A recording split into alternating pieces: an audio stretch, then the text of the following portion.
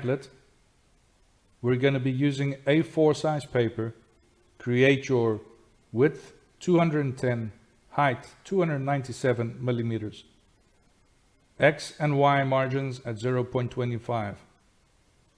Apply. OK. Take your file and insert it inside.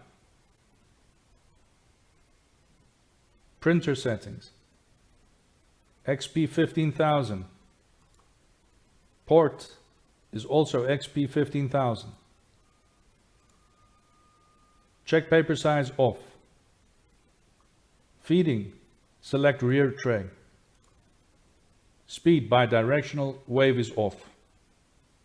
Print and print.